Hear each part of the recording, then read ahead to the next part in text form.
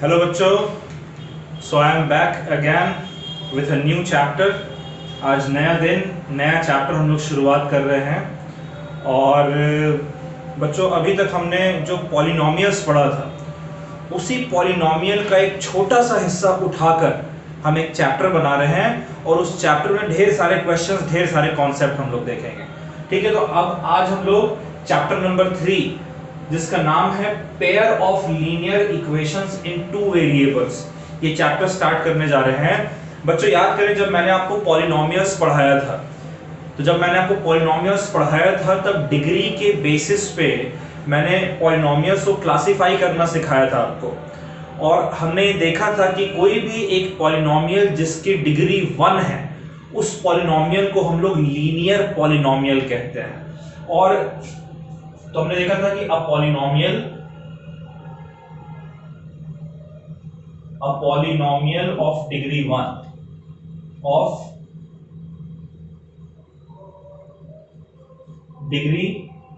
1 इसे हम लोग लीनियर पॉलिनोमियल कहते हैं। क्या कहते हैं बच्चों? लीनियर पॉलिनोमियल, है ना। एक पॉलिनोमियल जिसकी डिग्री 1 है उस पॉलिनोमियल को हम लोग लीनियर पॉलिनोमियल कहते हैं। और लीनियर पॉलिनोमियल का जो जनरल फॉर्मूला है, जो हमने लिखना सीखा था लीनियर पॉलिनोमियल को, वो हमारा था ax प्लस b, जहां पर a हमारा कोएफिशिएंट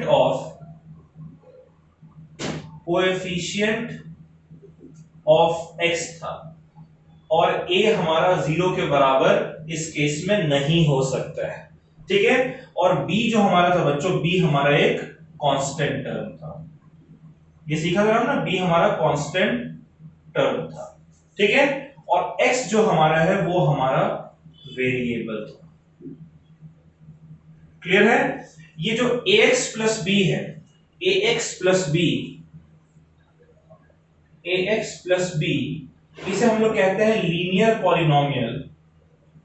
इसे हम लोग कहते हैं लीनियर पॉलिनोमियल इन वन वेरिएबल। वन वेरिएबल क्यों कह रहे हैं? क्योंकि जो ax प्लस b है, यहां पर हमारे पास सिर्फ एक ही वेरिएबल है और वो है x। सिर्फ x एक ऐसी क्वांटिटी है जिसकी वैल्यू को हम लोग यहां पर चेंज कर सकते हैं। तो ये लीनियर पॉलिनोमियल हमने देखा था। और लीनियर पॉलिनोमियल के बारे में आपने अपने 7th में 8th में भी आप लीनियर पॉलिनोमियल और लीनियर इक्वेशन को पढ़ चुके हो। Linear equation in one variable. तो अगर मैं ax प्लस b लिख रहा हूं, ठीक है, सिंपली अगर मैं इस इक्वेशन को, इस एक्सप्रेशन को लिखूं, तो ये मेरा एक लीनियर पॉलिनोमियल है वन वेरिएबल में। लेकिन अगर इसी पॉलिनोमियल को अगर मैं इक्वल टू 0 लिख दे रहा हूं, तो ये मेरा हो जाता है लीनियर इक्वेशन। क्या होगा बच्चों? अब एक इक्वेशन बन गई। ठीक है, linear equation in one variable, है ना। और आपने linear equation in one variable को क्लास 7th क्लास 8th में पढ़ा था। आपने देखा था कि linear equation in one variable का जो सॉल्यूशन है वो हमारा क्या होता है। अगर मैं b को इस साइड भेजूं तो ax हमारा हो जाएगा, इधर प्लस है इधर माइनस हो जाएगा। और फिर अगर मैं a को इधर भेजूं तो x मेरा हो जाएगा equals to minus b upon a। यानी आप नोटिस कीजिए कि linear equation in one variable जो है, it has a unique solution. क्या है बच्चों? एक unique solution.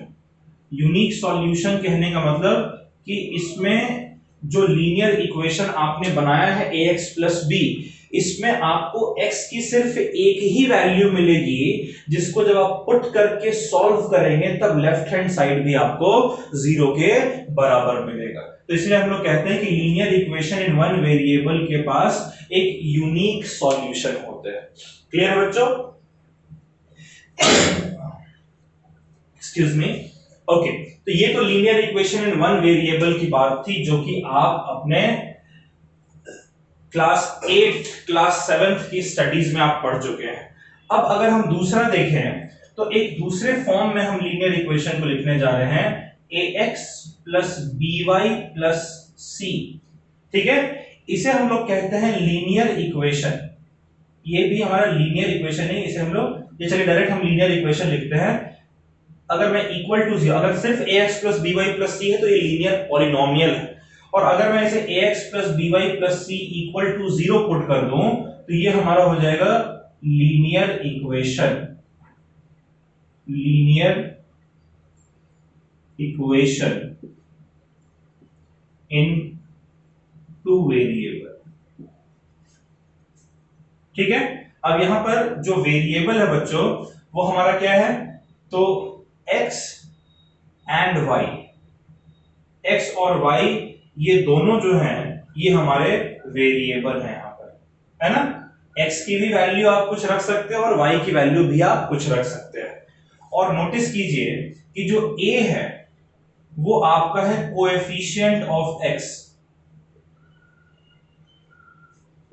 Coefficient of x, और जो b है वो आपका है कोएफिशिएंट ऑफ y,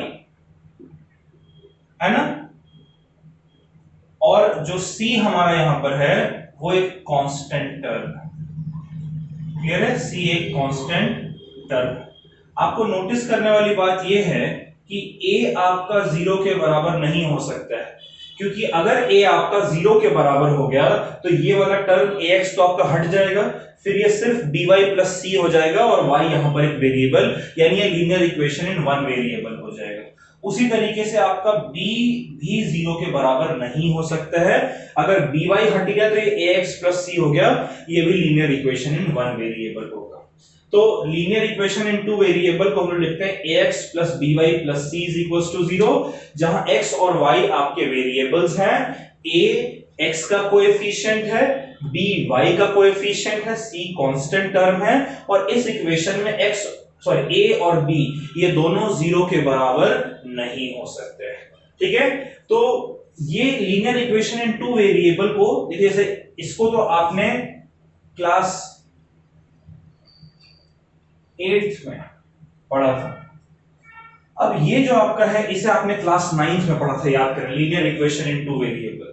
आपने देखा था कि linear equation in two variable जो है it has infinite number of solutions. कितने नंबर ऑफ सॉल्यूशंस हैं? Infinite number of solutions. कैसे, आप समझिए, देखिए ax plus by plus c is equals to 0 है ना। ठीक है, तो इस तरीके से चलिए हम एक लीनियर पॉलिनोमियल लिख दे रहे हैं। सपोज करें कि ये है आपका 5x minus 3y plus 7 is equals to 0। ये एक लीनियर इक्वेशन है ना, टू वेरिएबल में x और y यहां वेरिएबल है। इसे हम लिख सकते हैं 5x, अगर मैं माइनस 3y को इधर ले आऊं तो प्लस 3y हो जाएगा, और अगर मैं प्लस 7 को इधर लाऊं तो माइनस 7 हो जाएगा।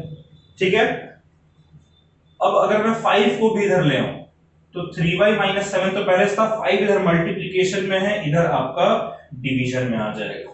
क्लियर है। अब बच्चों देखिए, आप अगर y की वैल्यू को चेंज करते जाएं, जैसे y की जगह अगर आप 0 पुट करें, y की जगह अगर आप 1 पुट करें, y की जगह अगर आप 2 पुट करें, और इस तरीके से पुट करते चलें, ठीक है, तो आपको x की कुछ ना कुछ वैल्यू मिलेगी। जैसे y की जगह अगर आप 0 पुट करते हैं तो 3y आपका 0 हो जाएगा, तो x आपका आ जाएगा -7/5। ठीक है, अगर y की जगह आप 1 पुट करेंगे तो कितना होगा, 3 1 3, 3 - 7 हो गया -4, यानी ये हो गया आपका -4/5। अगर y की जगह आप 2 पुट करेंगे, 3 2 6, 6 - 7 हो गया -1/5। इस तरीके से आप y की कुछ भी वैल्यू रखिए और पुट करके सॉल्व कीजिए, तो आपको x की कुछ ना कुछ वैल्यू मिल जाएगी। अब जैसे इसको देखें, ये जो पॉइंट है ये हमारा हो जाएगा -7/5, कोऑर्डिनेट्स को आपने क्लास 9th में जब कोऑर्डिनेट ज्योमेट्री पढ़ा था तो आपने देखा था कि कोऑर्डिनेट को हम हमेशा x, y सिंबल से रिप्रेजेंट करते हैं। पहले x कोऑर्डिनेट लिखते हैं, फिर y कोऑर्डिनेट लिखते हैं। तो हमने यहां पर यही किया है, पहले x कोऑर्डिनेट लिखा, फिर y कोऑर्डिनेट लिखा। उसी तरीके से हम लिखेंगे -4/5, 1 -1/5, 2। अब इनमें से कोई भी एक कोऑर्डिनेट आप उठा लीजिए और इसको इस इक्वेशन में पुट करके आप सॉल्व किए, देखिए आपका लेफ्ट हैंड साइड 0 के बराबर आएगा। यानी ये सारे जो आपको मिल रहे हैं ये सारे आपके सॉल्यूशन है, ये आपके सॉल्यूशन है of 5x minus 3y plus 7 is equal to 0। और इस तरीके से आप 3 पुट करिए, 4 पुट कीजिए, 5 पुट करिए, कुछ भी पुट करिए, जो मन में पॉइंट आ जाए, वैल्यू आ जाए वो पुट। 7.35 पुट करिए, y की जगह सॉल्व करिए, x से कुछ ना कुछ वैल्यू मिल जाएगी, और वो x और y की वैल्यू जो आपको मिल रही है उसको इस इक्वेशन में पुट करिएगा तो आपको ये 0 के बराबर मिलेगा, ये इक्वेशन सेटिस्फाई करता हुआ मिलेगा, यानी वो आपका सॉल्यूशन होगा। तो कितने नंबर ऑफ सॉल्यूशंस हैं? इनफाइनाइट नंबर ऑफ सॉल्यूशंस हैं linear equation in two variable के। ये आपने क्लास 9th में पढ़ा था, ये आपने क्लास 9th में पढ़ा था।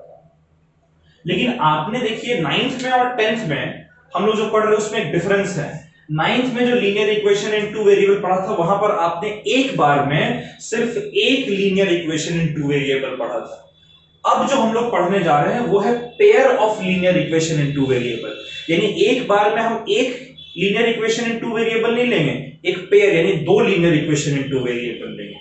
तो पहले आप इसको नोट कर लीजिए, क्लास 8th और 9th की बात, फिर हम लोग 10th की बात स्टार्ट करते हैं। नोट कर लें इसे पॉज करके।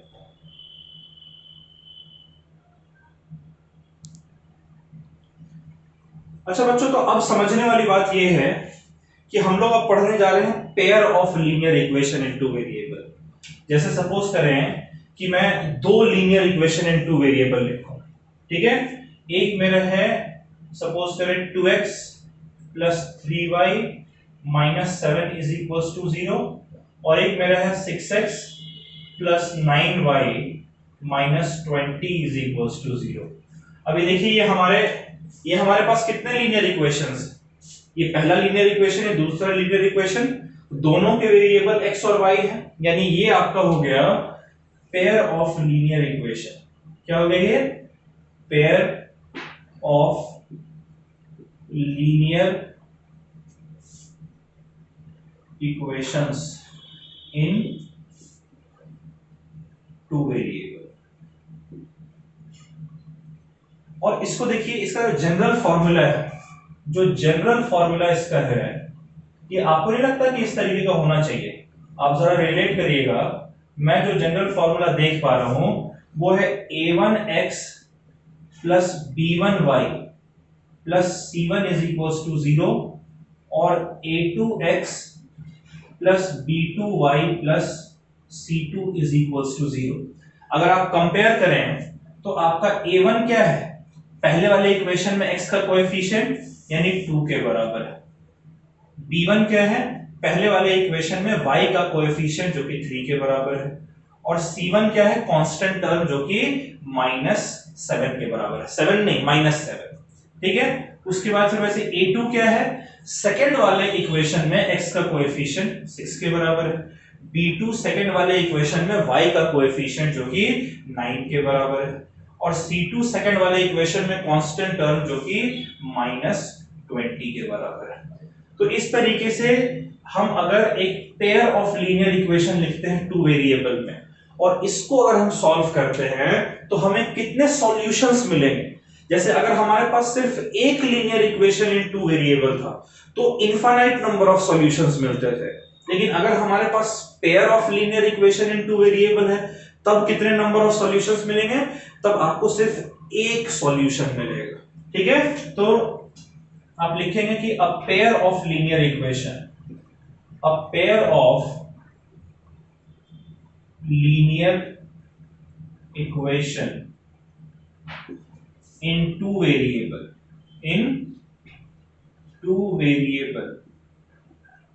has a unique मतलब सिर्फ एक, has a unique solution। ऐसा क्यों हो रहा है? देखिए ऐसा इसीलिए है क्योंकि सॉल्यूशन का मतलब क्या है कि x और y जितने भी वेरिएबल्स हैं, यहाँ पर दो वेरिएबल हैं, तो दोनों की वैल्यू जब आप पुट करके सॉल्व करेंगे तो 0 के बराबर मिलना चाहिए, वो x और y की वैल्यू आपका सॉल्यूशन हुआ। तो दिक्कत ये है कि हमें ऐसे x और y की वैल्यूज चाहिए जो ऊपर वाले इक्वेशन में भी पुट करने पर 0 के बराबर मिल जाए और नीचे वाले इक्वेशन में भी पुट करने पर 0 के बराबर मिल जाए। तो इंडिविजुअली अगर सिर्फ ऊपर वाला इक्वेशन होता तब तो आप जो मर्जी y की वैल्यू डालो, x की वैल्यू निकल कर आ जाएगी, वापस सॉल्यूशन हो जाएगा। लेकिन यहां पर आपको सिर्फ पहले वाले इक्वेशन को ही सेटिस्फाई नहीं करना है, दूसरे वाले इक्वेशन को भी सेटिस्फाई करना है। तो ऐसा अगर करना होगा तो हमें सिर्फ एक ही ऐसा x और y की एक ही ऐसी वैल्यू मिलेगी, एक ही ऐसा कोऑर्डिनेट मिलेगा जो कि इन दोनों को सेटिस्फाई कर सके। ठीक है, तो उस केस में हम कहेंगे pair of linear equation has unique solution. ये एक केस में बता रहा हूं, एक कंडीशन में इसका बता रहा हूं। ठीक है, दूसरा कंडीशन ये भी होगा कि a pair of linear equation, a pair of linear equation in two variable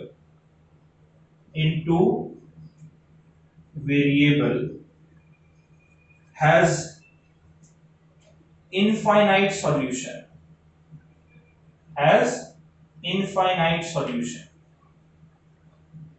बच्चों ऐसा भी हो सकता है कि pair of linear equation in two variable जो इसके इनफाइनाइट सॉल्यूशंस हो, यानी x और y की एक वैल्यू इसको और इसको दोनों को सेटिस्फाई करे, फिर x और y की दूसरी वैल्यू भी दोनों को सेटिस्फाई करे, तीसरी वैल्यू भी दोनों को सेटिस्फाई करे। यानी तो पहला कंडीशन, तीनों कंडीशन हम लोग देखेंगे, बारीकी से देखेंगे जब हम लोग पढ़ेंगे तो, लेकिन अभी आपको सिर्फ बता देंगे, आप सिर्फ दिमाग में रखिएगा इसको कैसे हो रहा है। अभी फिलहाल ये सोचने की जरूरत नहीं, इसी चैप्टर में हम लोग ये चीजें भी प्रूव करेंगे। तो pair of linear equation in two variable में ऐसा हो सकता है कि उसका सिर्फ एक ही सॉल्यूशन हो, unique solution. Pair of linear equation in two variable में ऐसा भी हो सकता है कि उसके इनफाइनाइट सॉल्यूशन हो। और तीसरी बात कि a pair of linear equation in two variable, a pair of linear equation in two variable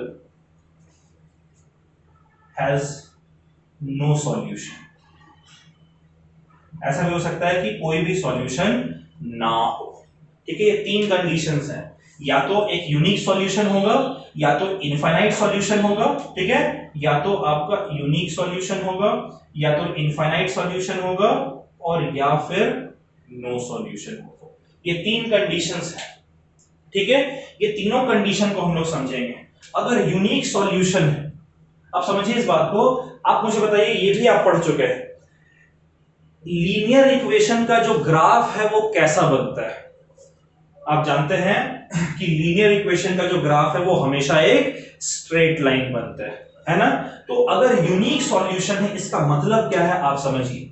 unique solution का मतलब है, यूनिक सॉल्यूशन का मुझे मतलब पता करना है, मतलब पता होना चाहिए।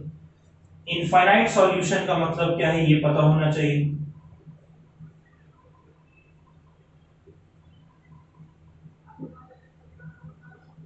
और नो सॉल्यूशन का मतलब भी हमें पता होना चाहिए कि इन तीनों का मतलब क्या है आखिरकार। तो जरा देखते हैं इसको।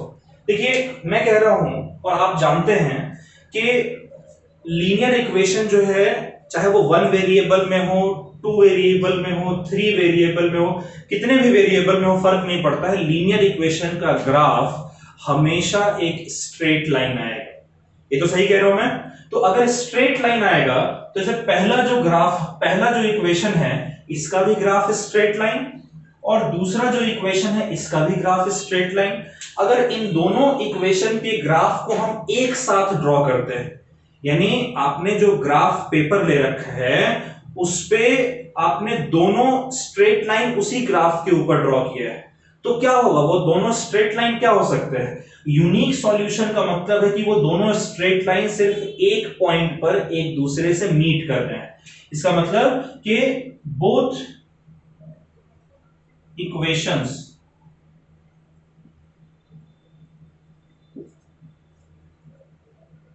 Meet at single point.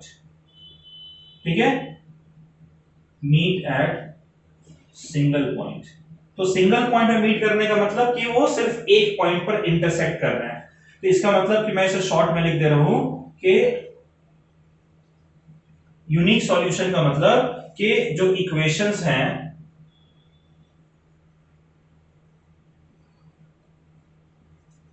Intersects eight one point. इसका ग्राफ हम लोग बनाएंगे, आज ही बनाएंगे, ठीक है। यूनिक सॉल्यूशन का मतलब कि इक्वेशन कितने पॉइंट पे इंटरसेक्ट कर रहा है, कितने पॉइंट पर दोनों स्ट्रेट लाइन की मुलाकात हो रही है, सिर्फ एक पॉइंट पर। यानी इस तरीके से ये एक स्ट्रेट लाइन है और ये एक स्ट्रेट लाइन है, सिर्फ एक ही पॉइंट है ना जहां पर इनकी मुलाकात हो रही है। अगर इस स्ट्रेट लाइन के लेफ्ट साइड पे देखिए तो ये दूर जा रहे हैं, और राइट साइड पे देखिए तो भी दूर जा रहे हैं। सिर्फ यही एक पॉइंट है ए जहां पर कि वो इंटरसेक्ट कर रहे हैं, और जिस पॉइंट पर इंटरसेक्ट करेंगे उसका कोई ना कोई कोऑर्डिनेट होना चाहिए x, y। अब चूंकि एक ही पॉइंट पे इंटरसेक्ट कर रहे हैं, इसीलिए एक ही x और एक ही y की वैल्यू मिल रही है ना, जिसके लिए ये इंटरसेक्ट कर रहे हैं। तो जहां पर ये इंटरसेक्ट करेंगे वही इनका सॉल्यूशन है। तो देखिए एक ही सॉल्यूशन है। इनफाइनाइट सॉल्यूशन का मतलब है कि जो इक्वेशंस हैं, ठीक है, जो इक्वेशन ना कहने की जगह हम तो लाइन कह सकते हैं कि इनका जो लाइन बनेगा जो लाइन है,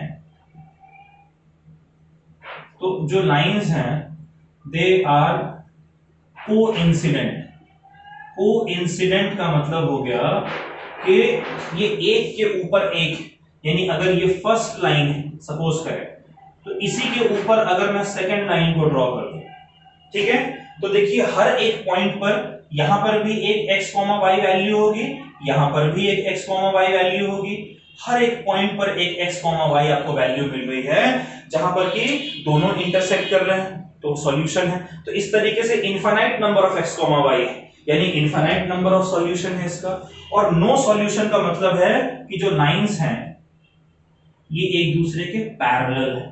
कैसे बन रहे हैं लाइन, एक दूसरे के पैरेलल, यानी कि पहला लाइन अगर आपका इस तरीके से है तो दूसरा लाइन भी आपका इसके पैरेलल है। तो कोई ऐसी x और y की वैल्यू आपको मिलेगी ही नहीं जहां पर कि ये इंटरसेक्ट करेंगे। जब कोई ऐसी वैल्यू नहीं मिल रही x और y की जहां इंटरसेक्ट करेंगे, इसका मतलब है कोई सॉल्यूशन नहीं। तो नो सॉल्यूशन का मतलब कि लाइंस पैरेलल है, कहने का मतलब कि कहीं भी मीट नहीं कर रहे हैं। जब कहीं मीट ही नहीं कर रहे हैं तो कोई ऐसी x और y की वैल्यू नहीं है ना जो इस पर भी और इस पर भी दोनों पे सेम हो। इस पर जो x और y की वैल्यू है वो अलग होगी, इस पर जो x और y की वैल्यू अलग, क्योंकि दोनों मीट नहीं कर रहे हैं। तो जब x और y की कोई कॉमन वैल्यू नहीं है यानी कोई सॉल्यूशन नहीं है। जितने भी x और y के कॉमन वैल्यूज आपको मिलेंगे ना दोनों इक्वेशन को सेटिस्फाई करते हुए, वो उसके सॉल्यूशंस होंगे। तो यहां पर कोई सॉल्यूशन नहीं। अगर पहले वाले को देखें तो सिर्फ एक ही ऐसी पॉइंट है जहां पर वो मीट कर रहे हैं, यानी एक ही ऐसे x, y की वैल्यू है जो पहले वाले स्ट्रेट लाइन के लिए भी ट्रू है, सेटिस्फाई कर रही इक्वेशन को, दूसरे वाले के लिए भी। तो एक यूनिक सॉल्यूशन है। और तीसरा है इनफाइनाइट सॉल्यूशन, यानी दोनों स्ट्रेट लाइन एक दूसरे के ऊपर ओवरलैप कर रहे हैं, कोइंसिडेंट है। तो इनफाइनाइट नंबर ऑफ ऐसे पॉइंट्स हैं जो कि x, y के इस पर लाई कर रहे हैं, सारे सेटिस्फाई करेंगे इसके, इसलिए इनफाइनाइट सॉल्यूशन है। तो इसको भी आप नोट कर लीजिए। इन तीनों के कंडीशंस को हम लोग एक एक करके ग्राफ में प्लॉट करने जा रहे हैं, और ग्राफ को प्लॉट करने के लिए आपके पास ग्राफ पेपर होना इंपॉर्टेंट है। Graph paper, scale, pencil, sharpener, ये सब होना आपके पास इंपॉर्टेंट है। इसे नोट कर लें बच्चों।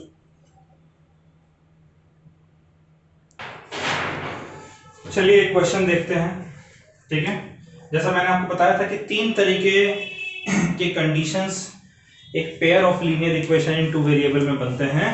एक के वो जो दोनों इक्वेशन हैं उनके जो लाइंस बने स्ट्रेट लाइन वो एक ही पॉइंट पे इंटरसेक्ट करें, या फिर दो मतलब कहीं भी इंटरसेक्ट ना करे दूसरा, और या फिर एक था कि कोइंसिडेंट हो, हर एक पॉइंट पे इंटरसेक्ट करे।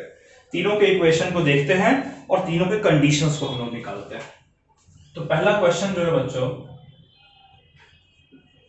कह रहा है कि 10 students took part in mathematics quiz. 10 students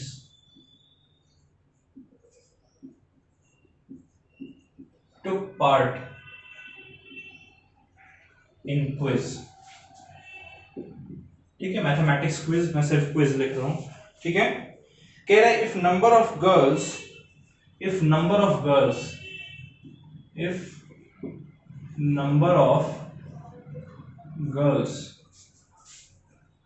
is 4 more than number of boys, than number of boys। तो कह रहा है कि आपको रिप्रेजेंट करना है,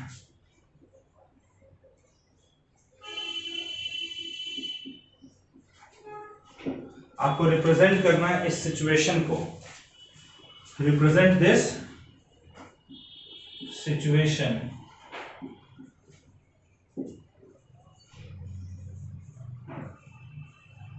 algebraically and graphically।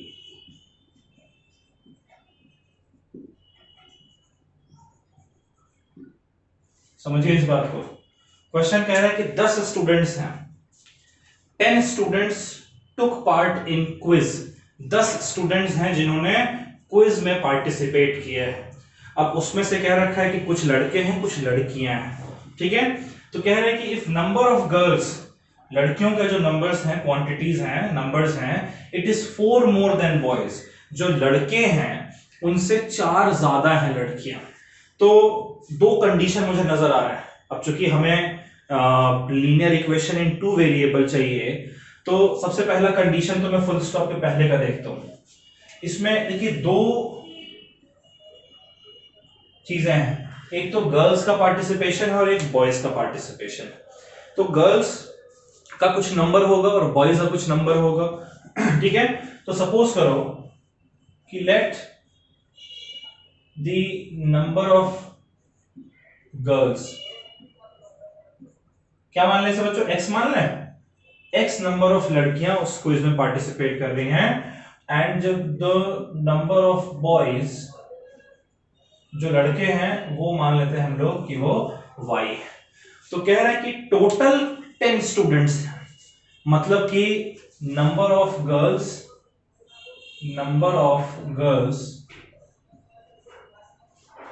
Plus number of boys,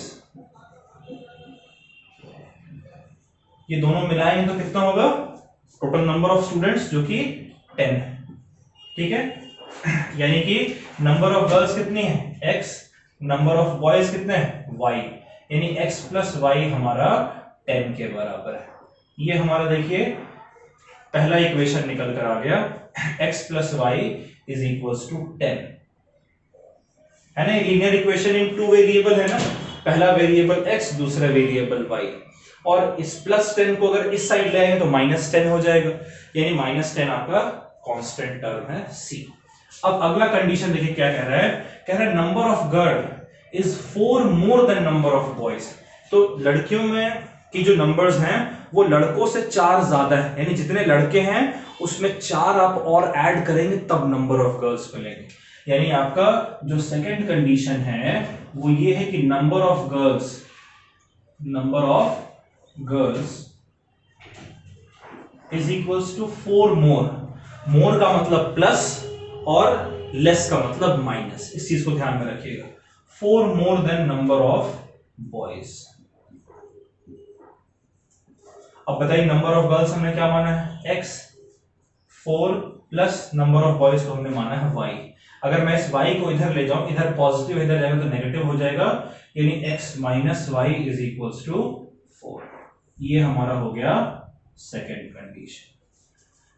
अब देखिए आपके पास दो कंडीशन है, पहला कंडीशन कि x प्लस वाई 10 के बराबर है और दूसरा कंडीशन x माइनस वाई 4 के बराबर है ना। x plus y is equals to 10 and x minus y is equals to 4। ये आपने अलजेब्रा के थ्रू आपने इस सिचुएशन को दिखाया है, ठीक है।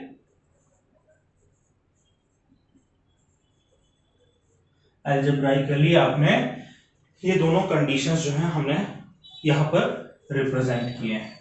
अब अगला हमसे कह रहा है कि ग्राफिकली भी आपको बनाना पड़ेगा। तो ग्राफिकली बनाने के लिए याद करिए कि हम लोगों ने कोऑर्डिनेट ज्योमेट्री सीखा था क्लास 9th में, और कोऑर्डिनेट ज्योमेट्री में हमने सीखा था कि सबसे पहले हम लोग कार्टेशियन प्लेन बनाते हैं, यानी पहले हम लोग एक्स एक्सिस पे एक लाइन ड्रॉ करते हैं, है ना, और उसके बाद फिर हम लोग उसके परपेंडिकुलर वाई एक्सिस पे एक लाइन ड्रॉ करते हैं, और ये हमारा पूरा कार्टेशियन प्लेन होता है। प्लेन मतलब कि 2 डायमेंशन, और ये ओरिजिन है, ओरिजिन, ठीक है। और इस एक्स एक्सिस पे हम पॉइंट्स मार्क करते हैं 1 unit, 2 unit, 3 unit, 4 unit, 5 unit, और वैसे ही इधर करते हैं -1, -2, -3, -4, -5 होता है ना। और वैसे फिर यहां पर करते हैं हम लोग y पर ऊपर की तरफ 1, 2, 3, 4, 5, और वैसे नीचे की तरफ -1, -2, -3, -4, -5, चलिए एक और आ जा रहा है -6। ठीक है बच्चों, ये हम लोग कार्टेशियन प्लेन हमने बना लिया है। और अब हमें ये जो दोनों इक्वेशंस मिले हैं इसको हमें ग्राफिकली शो करना है। तो ग्राफिकली शो करने का मतलब देखिए, पहला आपका है x + y = 10। पहले दोनों को हम लोग सॉल्व करना सीखेंगे कैसे। देखिए पहला इक्वेशन आपका है x + y = 10, यानी यहां से आप लिख सकते हैं x = 10 - y, लिख सकते हैं ना, ठीक है। अब देखिए इसके बाद आप एक बॉक्स बनाएंगे, मतलब कहने का मतलब यह है कि लेफ्ट हैंड साइड पर हमारा सिर्फ एक वेरिएबल होना चाहिए, बाकी सब कुछ दूसरे साइड पे। तो ये मैंने एक बॉक्स बनाया, बहुत आसान है, सिंपल है।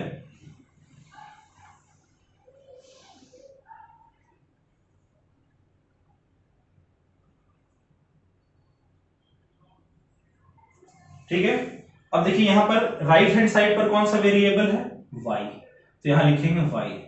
और लेफ्ट हैंड साइड पे कौन सा वेरिएबल है, x, और x हमारा है 10 - y के बराबर।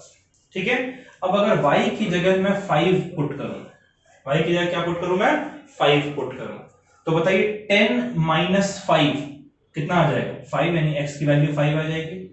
y की जगह अगर मैं सपोज करें कि y की जगह अगर मैं 6 पुट करता हूं, ठीक है, तो 10 - 6 यानी x की वैल्यू आ जाएगी 4। क्लियर है बात। तो अब देखिए y की वैल्यू चूंकि 6 तक जा रही है, इसलिए मैं इसको और थोड़ा सा ऊपर बढ़ा रहा हूं, मैं यहां पर इसको 6 लिख रहा हूं। अब मुझे बताइए पहला कोऑर्डिनेट क्या मिला मुझे, हमेशा x, y लिखते हैं, यानी 5, 5, पहला कोऑर्डिनेट मिल गया। और दूसरा कोऑर्डिनेट यहां से क्या मिला, पहले x लिखेंगे और फिर y लिखेंगे, 4, 6। ठीक है, तो यहां पर पहला हम 4, 6 ड्रॉ करते हैं, यानी x एक्सिस पे कितना जाना है, 4 यूनिट, पहुंच गए। और अब y एक्सिस की तरफ, ऊपर की तरफ बढ़ना है हमें 6 यूनिट, तो ऊपर की तरफ अगर हम बढ़ेंगे तो ये कहीं यहां पर हमें मिलेगा।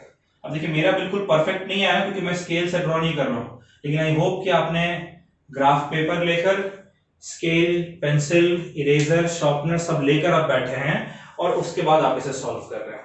और दूसरा हमारा है 5, 5, यानी यहां से अगर मैं आगे बढ़ूं तो 5, और उसके बाद फिर अगर मैं ऊपर की तरफ बढ़ूं तो ये मेरा हो जाएगा कहीं यहां पर 5। ठीक है बच्चों, तो ये मेरा इस तरीके से एक स्ट्रेट लाइन मेरा निकल कर आता है। अब इस स्ट्रेट लाइन को हम लोग ऐसा करते हैं कि ड्रॉ कर लेते हैं।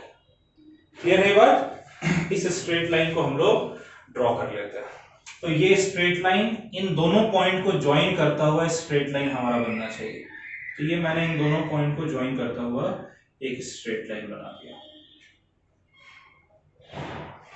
क्लियर है बात, ये कौन सा स्ट्रेट लाइन मुझे मिला, x + y = 10। ठीक है, और इसी तरीके से अब मेरे पास ये दूसरा है x - y = 4, x - y = 4। तो इसमें अगर मैं करूं तो मैं x को सिर्फ इस साइड रखूं, y को इधर ले जाऊंगा तो क्या हो जाएगा, 4 + y। और फिर से एक टेबल बना लेते हैं, ठीक है, फिर से एक टेबल बना लें। इस राइट हैंड साइड क्या है मेरा, y, और लेफ्ट हैंड साइड क्या है मेरा, x, जो कि 4 + y के बराबर है। अब देखिए अगर मैं y की जगह 1 पुट करूं, ठीक है जी, ठीक है जी। पहले सपोज करो y की जगह अगर मैं 0 पुट करता हूं तो x मेरा कितना मिलता है, 4 के बराबर, है ना भाई। y की जगह 0 पुट कर दो 4 मिल जाएगा, तो y की जगह 1 पुट करेंगे तो 4 + 1 5 मिल जाएगा। तो पहला पॉइंट है 4,0 और दूसरा पॉइंट है 5,1। तो 4,0 यानी x एक्सिस पे 4 यूनिट और y एक्सिस पे कहीं नहीं जाना है, बस यहीं पे आपका है, ठीक है। और उसी तरीके से अगर हम 5,1 पुट करेंगे यानी x की जगह 5 और y पर हम ऊपर 1 यूनिट अगर जाते हैं तो ये पॉइंट आपको यहां पर मिल रहा है, ठीक है। अब इन दोनों को अगर आप एक स्ट्रेट लाइन से ज्वाइन करते हैं, आप स्केल से ज्वाइन करिएगा, इन दोनों को अगर आप एक स्ट्रेट लाइन से ज्वाइन करेंगे तो ये कौन सा इक्वेशन है बच्चों, ये वाला लाइन हमारा है x minus y is equal to 4, ठीक है।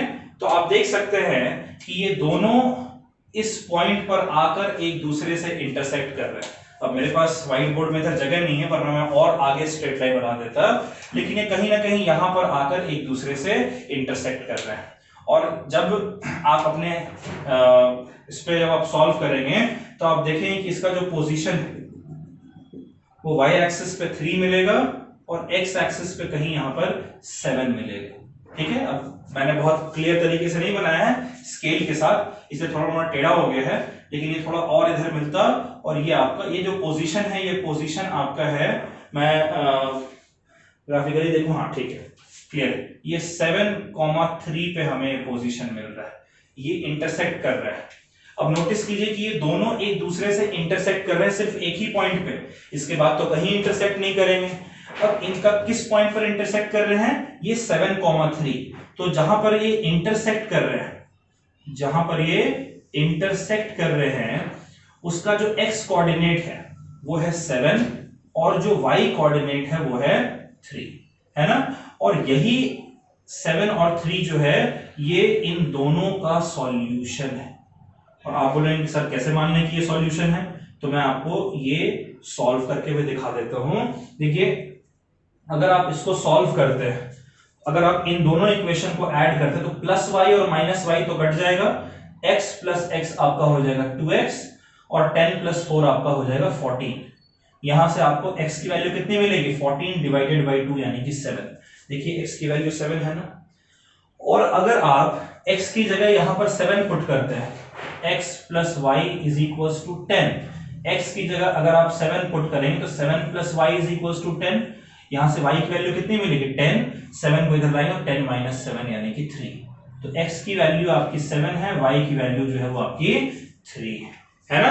और यही आपका क्या है, ये आपका सॉल्यूशन है। जिस पॉइंट पर ये इंटरसेक्ट कर रहा है उसका x, y कोऑर्डिनेट वो आपका सॉल्यूशन होता है। तो एक ही पॉइंट पर इंटरसेक्ट कर रहे हैं ना ये। अब एक पॉइंट पर इंटरसेक्ट करने के कंडीशन को हम लोग देख लेते हैं क्या होता है, ठीक है। इक्वेशन आपका है x plus y is equal to 10 और x minus y is equal to 4।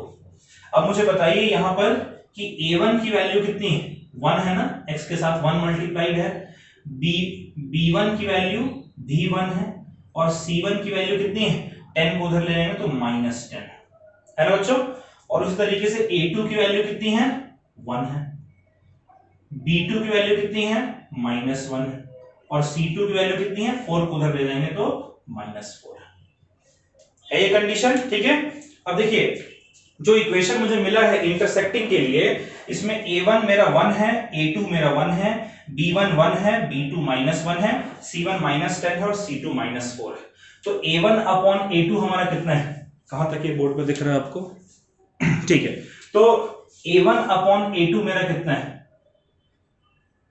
देखिए a1 भी 1 है और a2 भी 1 है, तो 1 अपॉन 1 ये हमारा 1 के बराबर है। वैसे ही b1 अपॉन b2 हमारा कितना है, तो b1 हमारा 1 है और b2 -1 है, तो 1 अपॉन -1 कितना हो जाएगा, -1। और c1 अपॉन c2 कितना है, c1 हमारा है -10 और c2 है -4, कट जाएगा, 10/4 होता है 5/2। आप इन तीनों के कंडीशंस को देखिए तो आप देख सकते हैं यहां पर कि A1 बाई A2 और B1 बाई B2 ये दोनों एक दूसरे के बराबर नहीं है ना। A1 बाई A2 1 है और B1 बाई B2 -1 है, और C1 बाई C2 के भी बराबर ये नहीं है। यानी A1 by A2, B1 by B2, C1 by C2 ये तीनों एक दूसरे के बराबर नहीं है। ठीक है, तो अगर ऐसा कंडीशन आपको मिलता है, और इनफैक्ट तीसरे को छोड़ दीजिए, सिर्फ पहले दो को देखिए।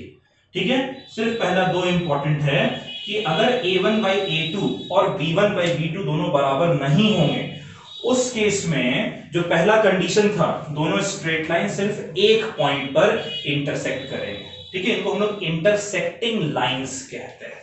ठीक है बच्चों, इस कंडीशन को भी आप नोट कर लीजिए, इस पूरे क्वेश्चन को आप नोट कर लीजिए। चलिए आज का सेकंड क्वेश्चन देखते हैं। टोटल हम लोग 3 क्वेश्चंस करेंगे, तीनों एक एक कंडीशन के लिए। ठीक है, क्वेश्चन कह रहा है कि Romila went to stationery and purchased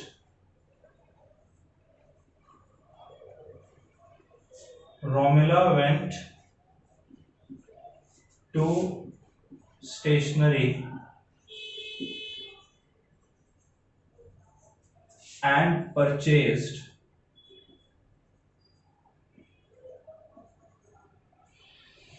क्या परचेज किया उसने? 2 pencil and 3 eraser. 2 pencil and 3 eraser for ₹9। ठीक है, उसके बाद दिया है कि Sonali went to stationery and purchased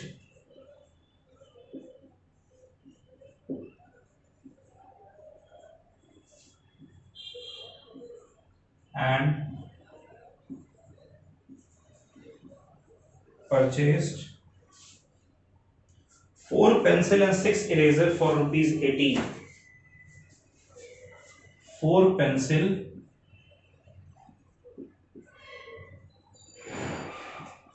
and 6 eraser for ₹18। तो आपको इस सिचुएशन को ग्राफिकली और एल्जेब्रिकली दोनों रिप्रेजेंट करना है। ठीक है, क्वेश्चन क्या कह रहा है कि रोमिला नाम की एक लड़की है जो एक स्टेशनरी शॉप में जाती है और वो 2 पेंसिल और 3 इरेजर, यानी 2 चीजें खरीद रही, एक पेंसिल और एक इरेजर, 2 आइटम्स खरीदती है। जो पहला आइटम है पेंसिल, वो 2 खरीदती है, और दूसरा आइटम जो इरेजर है वो 3 खरीदती है। दोनों का मिलाकर टोटल उसने ₹9 दिए। और उसकी फ्रेंड सोनाली है, वो भी स्टेशनरी शॉप जाकर परचेज करती है। उसने भी 2 आइटम्स लिए, पेंसिल और इरेजर। पेंसिल उसने 4 लिए, इरेजर उसने 6 लिए, टोटल उसने ₹18 पे किए। इस सिचुएशन को आपको एल्जेब्रिकली और ग्राफिकली रिप्रेजेंट करना है। इसका जरा सॉल्यूशन हम लोग देखते हैं। मान लेते हैं बच्चों 2 ही चीज खरीदा है, एक पेंसिल और एक इरेजर। तो पेंसिल का कॉस्ट हम लोग x मान लेते हैं, ठीक है, क्योंकि यहां पर रुपीस की बात हो रही है, कॉस्ट की बात हो रही है। तो पेंसिल का कॉस्ट x मान लेते हैं। Let cost of pencil is equals to x, और जो कॉस्ट ऑफ इरेजर है उसे हम लोग मान लेते हैं y। तो उसने खरीदे 2 पेंसिल है ना, और उसने 3 इरेजर खरीदे, और इन दोनों का मिलाकर यानी ऐड करके जो मनी उसने पे किया वो पे किया ₹9। तो एक पेंसिल का कॉस्ट कितना है x, तो पेंसिल की जगह अगर मैं लिख दूं x और इरेजर का कॉस्ट है y, तो y ये हमारा हो गया 9। ये हमारा पहला इक्वेशन निकल कर आ गया। ठीक है, अब हम लोग बात करते हैं सोनाली की। सोनाली ने खरीदे 4 पेंसिल, 4 पेंसिल और 6 इरेजर। ठीक है, और दोनों का मिलाकर उसने 18 रुपीज पे किया। ऑलराइट, सो ये हमारा हो जाएगा 4, पेंसिल की जगह मैं लिख दे रहा हूं x, 6 इरेजर का कॉस्ट लिख दे रहा हूं y इज इक्वल्स टू 18। दूसरा कंडीशन हो गया ना, यानी दोनों इक्वेशन को अगर हम लिखें तो 2x plus 3y is equals to 9 और 4x plus 6y is equals to 18। ठीक है, यही कंडीशन। अब ये कंडीशन हमारा है, इसको हमने एल्जेब्रिकली हमने शो कर दिया, अब इसे हम लोग ग्राफिकली शो करने जा रहे हैं। ठीक है बच्चों, इसे हम लोग ग्राफिकली शो करने जा रहे हैं। तो आप नोट कीजिए कि पेंसिल और इरेजर इसके कॉस्ट को हमने लिखा है। ठीक है, तो उसी तरीके से आपको भी जो भी कंडीशन दिया रहेगा उसी कंडीशन को आपको कंसीडर करके और आपने इस क्वेश्चन को सॉल्व करना है। ठीक है, तो हम लोग फिर से उसी तरीके से ड्रॉ करना शुरू करते हैं। ये हमारा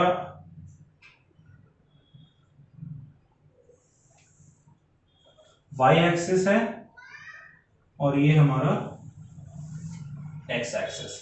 ठीक है बच्चों, ये ओरिजिन है, फिर ये हमारा हो गया 1 2 3, फटाफट करते हैं 4 5 6,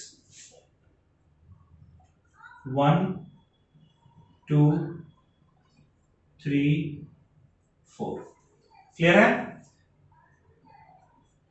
-1 -2 -3 -4, -1 -2 -3 -4, इससे नीचे नहीं जा रहा। ठीक है, अच्छा अब देखिए पहला कंडीशन क्या है, 2x plus 3y is equals to 9। 2x plus 3y is equals to 9, इसको लिख सकते हैं 2x is equals to 9 minus 3y, plus 3y को इधर भेज दिया, और अगर इधर जो 2 मल्टीप्लीकेशन में उसको लाएंगे तो ये डिवीजन में हो जाएगा ना।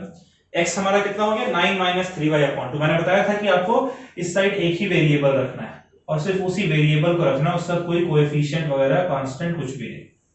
अब जरा देखते हैं हम लोग, वेरिएबल राइट हैंड साइड पे क्या है y और लेफ्ट हैंड साइड पर हमारा है x जो कि है 9 माइनस 3y अपॉन 2। और हमें बड़े सावधानी से वैल्यूज चूज करनी है। देखो y की जगह अगर मैं 1 पुट करूं तो 3 1 जा 3 होगा ना, 9 माइनस 3 6 और 6 अपॉन 2 हो जाएगा 3। और अगर मैं y की जगह 3 पुट कर दूं तो 3 into y, 3 into 3 9, 9 minus 9 0, 0 upon 2 0। तो पहला पॉइंट क्या मिल रहा है, हमेशा x कॉमा y लिखते हैं, पहले x कोऑर्डिनेट फिर y कोऑर्डिनेट, फिर यहां पर x कोऑर्डिनेट और y कोऑर्डिनेट। क्लियर है बात?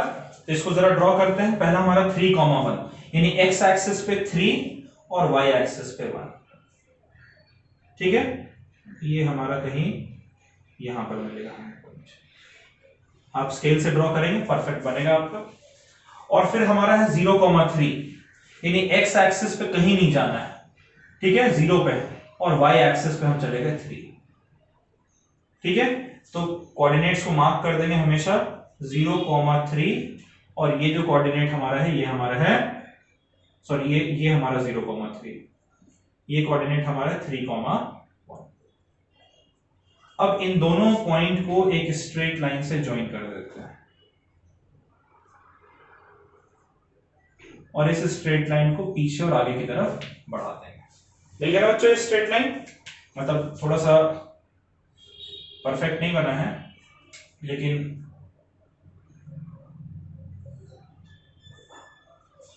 ठीक है इस तरीके से। अब जरा सेकंड ग्राफ को देखते हैं, सेकंड इक्वेशन को देखते हैं। सेकंड इक्वेशन है 4x plus 6y is equals to 18, यानी कि हमारा क्या हो जाएगा 4x is equals to 18 minus 6y, और इस 4 को जो मल्टीप्लीकेशन में इसको इधर ले आएंगे तो ये 4 हो जाएगी। क्लियर है? अब देखते हैं जरा इसको कंडीशन इसका भी लगा कर देखते हैं। राइट हैंड साइड पे y है, लेफ्ट हैंड साइड पर x है जो कि 18 माइनस 6y अपॉन 4। अगर मैं y की जगह 1 पुट करूं तो 6 1 जा 6, 18 माइनस 6 कितना होता है 12, 12 अपॉन 4 3। यानी पहला कोऑर्डिनेट मिल रहा है 3,1, बिल्कुल सेम है ना। और अगर मैं y की जगह 3 पुट कर दूं तो 6 3 18, 18 माइनस 18 0, 0/4, ये हमारा हो जाएगा 0,3। देखिए दोनों कोऑर्डिनेट सेम है, यानी ये जो स्ट्रेट लाइन है ये हमारा 2x plus 3y is equals to 9 के लिए भी है और 4x plus 6y is equals to 18 के लिए भी है ना बच्चों। तो इसका मतलब कि दोनों इक्वेशन का जो हमारा स्ट्रेट लाइन बन रहा है वो एक दूसरे के ऊपर कोइंसाइड हो रहा है ना। तो जब कोइंसाइड हो रहा है यानी ये कैसे ये दोनों कैसे लाइन है, ये कोइंसिडेंट लाइंस हैं। और कोइंसिडेंट लाइन यानी एक के ऊपर एक है, इनफाइनाइट नंबर ऑफ सॉल्यूशंस है हर एक पॉइंट पर। जैसे देखिए अगर सपोज करो कि 3,1 इस वाले इक्वेशन के लिए भी है और 3,1 इस वाले इक्वेशन के लिए भी है, 0,3 इस वाले इक्वेशन के लिए भी, 0,3 इस वाले इक्वेशन के लिए भी है ना। तो यानी कि सब सेम रहेगा। अब यहां पर कंडीशन देखो क्या है, अगर यहां पर देखें तो a1 की वैल्यू कितनी है, b1 की वैल्यू कितनी है और c1 की वैल्यू कितनी है, जरा देखते हैं। a1 की वैल्यू है 2, b1 की वैल्यू है 3 और c1 की वैल्यू 9 को इधर ले जाएंगे तो हो जाएगा -9। a2 की वैल्यू कितनी है 4, b2 की वैल्यू कितनी है 6 और c2 की वैल्यू कितनी है 18 को उधर ले जाएंगे तो -18 है ना। तो a1 by a2 हमारा कितना है, a1 by a2 हमारा है 2/4 यानी कि 1/2 के बराबर, ठीक है। b1 by b2 बताइएगा जरा हमारा कितना है, ये होगा 3/6 यानी कि 1/2 के बराबर, ठीक है। और c1 by c2 कितना है, ये हमारा -9 by -18, माइनस से माइनस गया 9/8 1/2, यानी a1 by a2 1/2, b1 by b2 1/2 और c1 by c2 1/2। यानी कोइंसिडेंट लाइंस के लिए जो कंडीशन है वो है कि a1 by a2, b1 by b2 और c1 by c2 ये तीनों एक दूसरे के बराबर होने चाहिए, ठीक है बच्चों। तो ये कंडीशन भी नोट कर लीजिए। एक क्वेश्चन इसके बाद और हमारा रहता है। चलिए बच्चों फटाफट से आज का आखिरी क्वेश्चन कर लेते हैं, काफी लंबा खिंच गया आज का सेशन हमारा। तो कह रहा है the path of train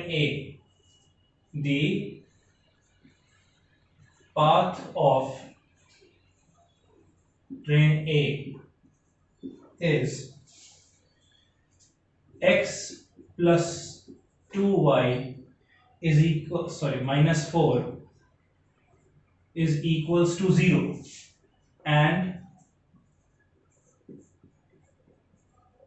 of train B is equals to 2x plus 4y minus 12 is equals to 0, ठीक है। तो दो ट्रेन है, ट्रेन ए और ट्रेन बी, दोनों ट्रेन का आपको पाथ दिया हुआ है। ट्रेन ए का पाथ है x plus 2y minus 4 is equals to 0 और ट्रेन बी का पाथ है 2x plus 4y minus 12 is equals to 0। इन दोनों इक्वेशंस को आपने सॉल्व करना है अलजेब्रिकली और ग्राफिकली दोनों। तो इसमें कुछ भी नहीं है, बड़ा आसान सा क्वेश्चन हो गया ये आपका। पहले तो आपको इक्वेशन बनाना पड़ता था, अब तो इक्वेशन बनाया है। x प्लस 2y, ठीक है। अब ये -4 है, इसको इधर ले जाएंगे तो ये आपका +4 हो जाएगा। x plus 2y is equal to 4 और इसमें हो जाएगा आपका 2x plus 4y is equal to 12, ठीक है। ये दो कंडीशन है, इसको आपको ग्राफिकली सॉल्व करना है। जरा देखते हैं कैसे सॉल्व होगा, ठीक है बच्चों। इसको जरा हम लोग देखते हैं किस तरीके से सॉल्व होगा। ये दो इक्वेशंस आपके हैं और इन दो इक्वेशंस को सॉल्व करके हम इनका कंडीशन भी पता करेंगे किस कंडीशन को ये सेटिस्फाई करते हैं, ठीक है बच्चों। तो इसका हम लोग सबसे पहले कार्टेशियन प्लेन बनाते हैं। ये आपका कार्टेशियन प्लेन बनेगा इस तरीके से, ये आपका y एक्सिस है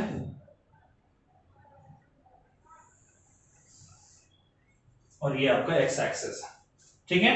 और ये हमारा ओरिजिन है 1 2 3 4 5। ठीक है, इस तरीके से इधर आपका हो जाएगा -1 -2 -3। चलिए इतना ही रखते हैं।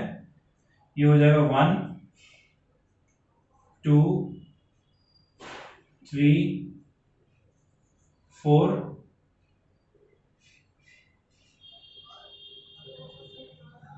5। ठीक है, और -1 -2 -3। क्लियर है बात? पहला इक्वेशन हमारा क्या है? पहला इक्वेशन है x plus 2y is equal to 4, है ना? अगर मैं इस प्लस 2y को इधर ले आऊं तो ये हमारा हो जाएगा x is equal to 4 minus 2y। Clear है बात? अब जरा इस इक्वेशन को सॉल्व करके देखते हैं। x is equal to 4 minus 2y। अगर मैं यहां पर एक बॉक्स बनाऊं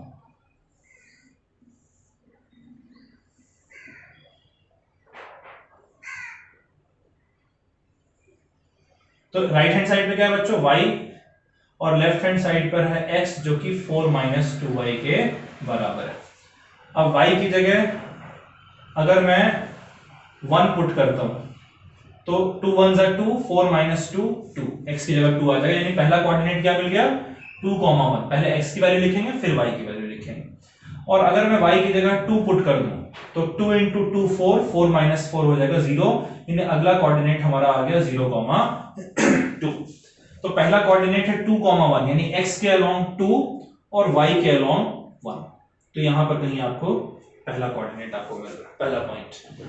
और दूसरा पॉइंट कोऑर्डिनेट है 0, 2, यानी x एक्सिस पे 0 रहेंगे, ठीक है, यहीं पर रहेंगे, और y एक्सिस पर आप 2 यूनिट पे पहुंच जाएंगे। तो ये आपका है 2, 1 और ये आपका हो गया 0, 2।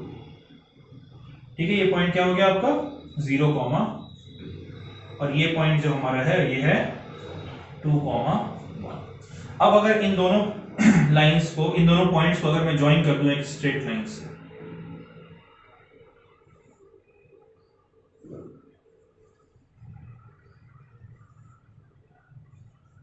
ठीक है, ये हमारा स्ट्रेट लाइन हुआ।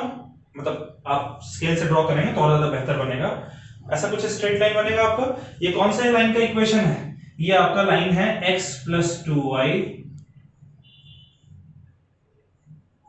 Is equals to 4। ठीक है, अब अगला हमारा क्या है? 2x plus 4y, 2x plus 4y is equals to 12। यानी कि 2x is equals to 12 minus 4y, और ये 2 इधर मल्टीप्लीकेशन में है, इधर ये 2 आपका डिवीजन में आ जाएगा। अब जरा देखिए,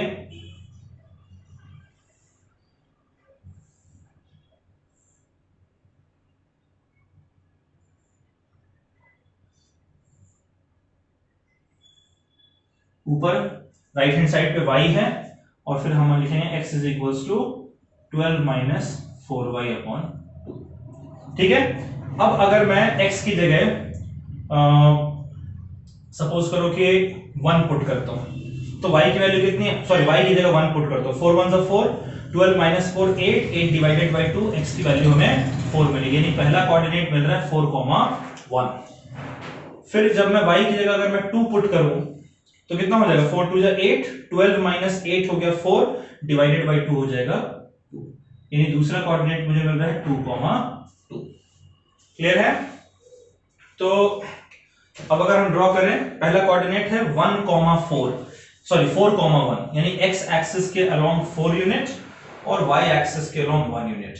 यानी कहीं यहां पर आपको लाइन मिलेगी, पॉइंट मिलेगा, है ना? ये पॉइंट हमारा क्या हो गया? ये पॉइंट हमारा हो गया 4, 1। ठीक है, और दूसरा हमारा क्या है? 2, 2, यानी x एक्सिस के अलोंग 2 चलिए और फिर y एक्सिस के अलोंग यहां ऊपर की तरफ आप 2 पे पहुंच गए। ये आपका हो गया, थोड़ा सा इधर शिफ्ट हो जाएगा, ये आपका हो जाएगा 2, 2। अब अगर इन दोनों पॉइंट को मैं ज्वाइन करूं स्ट्रेट लाइन से, थोड़ा सा इधर आएगा ये,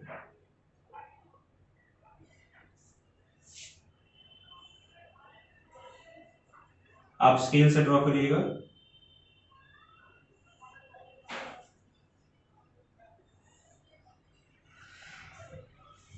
देखिए बच्चों, ये किस तरीके की लाइन हमें मिल रही है? We are getting a parallel lines. ठीक है, तो यहां पर ये आपका इक्वेशन है 2x plus 4y is equals to 12 का। ठीक है, तो ये दोनों आपने ड्रॉ किए, ये आपको पैरेलल मिला। पैरेलल किस कंडीशन में मिलता है देखते हैं जरा। इस इक्वेशन में, पहले वाले इक्वेशन में a1 की वैल्यू कितनी है 1, x के साथ 1 मल्टीप्लाइड है, b1 की वैल्यू है 2 और c1 की वैल्यू 4 को इधर ले जाएंगे, देखिए -4 है। उस तरीके से a2 की वैल्यू है 2, b2 की वैल्यू है 4 और c2 की वैल्यू है -12। ठीक है, c2 हमारा है -12। तो a1 by a2 हमारा कितना हो जाएगा बच्चों 1/2, b1 by b2 हमारा कितना हो जाएगा 2/4 यानी कि 1/2 और c1 by c2 हमारा कितना हो जाएगा -4 अपॉन -12, माइनस से माइनस कट गया, ये हो जाएगा 1/3। यानी आप कंडीशन क्या देख रहे हैं कि a1 by a2 और b1 by b2 तो दोनों एक दूसरे के बराबर हैं, लेकिन c1 by c2 के बराबर नहीं है। तो पैरेलल लाइंस का कंडीशन आपका हो गया, पैरेलल लाइंस का कंडीशन हो गया कि a1 by a2 is equals to b1 by b2 but is not equals to c1 by c2। Clear है बात? तो इसको आप नोट कर लीजिए, उसके बाद मैं इसे मिटाकर 3 कंडीशंस लिख दे रहा हूं। आज की क्लास हम लोग यहां पर समाप्त करेंगे, आप पहले नोट कर लें। तो बच्चों आज हम लोगों ने 3 कंडीशन को पढ़ा है। पहला कंडीशन जो हमारा था वो था इंटरसेक्टिंग लाइंस का। क्या था कंडीशन? इंटरसेक्टिंग लाइंस का। ठीक है, इंटरसेक्टिंग लाइन का कंडीशन क्या था कि a1 by a2 should not be equal to b1 by b2। c1 by c2 क्या है उससे फर्क नहीं पड़ता है। ठीक है, इसमें a1 by a2 और b1 by b2 बराबर अगर नहीं है यानी वो इंटरसेक्टिंग लाइंस है, यानी एक पॉइंट पर वो इंटरसेक्ट कर रहा है। ठीक है, तो इस केस में हो जाएगा यूनिक सॉल्यूशन। यूनिक यानी कि एक सॉल्यूशन, एक ही पॉइंट पर इंटरसेक्ट करेगा। ओके, सेकेंड केस हमारा था कोइंसिडेंट लाइंस का। कोइंसिडेंट लाइंस, कोइंसिडेंट लाइन का कंडीशन हमने देखा था कि इसमें a1 by a2 b1 by b2 के बराबर होता है और ये c1 by c2 के बराबर होता है। इस केस में इनफाइनाइट सॉल्यूशन, इनफाइनाइट सॉल्यूशन या फिर इनफाइनाइटली मेनी सॉल्यूशन, जो भी आप लिखना चाहें आप लिख सकते हैं। और तीसरा कंडीशन हमने देखा था पैरेलल लाइंस का। पैरेलल लाइन का कंडीशन क्या था बच्चों कि a1 by a2 should be equal to b1 by b2 but not equal to c1 by c2। इस कंडीशन में पैरेलल लाइन होते हैं और यहां पर आपको कोई भी सॉल्यूशन नहीं मिलता है। क्लियर है बात? तो इस चीज को आप वीडियो को पॉज करके और प्लीज आप इसे नोट कर लें, क्योंकि आगे आने वाले लेक्चर में एक आधा लेक्चर के बाद इसी पे बेस्ड हम लोग एक पूरा लेक्चर हम लोग अपना अरेंज करने जा रहे हैं। तो बच्चों आज linear equation in 2 variable, pair of linear equation in 2 variable का इंट्रोडक्टरी क्लास था। कल हम लोग कुछ 4-5 और इक्वेशंस के ग्राफ बनाएंगे। तो तब तक के लिए आज जो मैंने आपको सिखाया है उसको आप अच्छे से प्रैक्टिस करें। अगर आपको ये लेक्चर पसंद आया तो प्लीज इसे लाइक करें, चैनल को सब्सक्राइब करें और बेल आइकन भी प्रेस करें ताकि कोई भी वीडियो अपलोड हो आप तक वो अपडेट पहुंच जाए, नोटिफिकेशन पहुंच जाए। और प्लीज ज्यादा से ज्यादा लोगों में शेयर करें ताकि ज्यादा से ज्यादा लोग इसे देखकर और सीख सकें। इसके अलावा बच्चों अगर आप हमारे ऑफलाइन क्लासेस में आना चाहते हैं, इंस्टीट्यूट में ज्वाइन करना चाहते हैं और ज्यादा इंटरेक्टिव तरीके से पढ़ना चाहते हैं, then you can contact us at this number. Alright बच्चों, सो 9th 10th को हम लोग फिजिक्स केमिस्ट्री, 9th 10th को हम लोग मैथ्स और साइंस पढ़ाते हैं, 11th 12th को फिजिक्स केमिस्ट्री मैथ्स और बायो पढ़ाते हैं ज्यादा इंटरेक्टिव तरीके से, अच्छी फैकल्टीज के साथ। तो in case if you are interested you can join और you can also recommend other people to join. तो बच्चों आज के लिए इतना काफी है। अपना अपना ख्याल रखें, पढ़ाई करें और अगले लेक्चर के लिए पूरी तैयारी करके आएं। Bye bye, take care.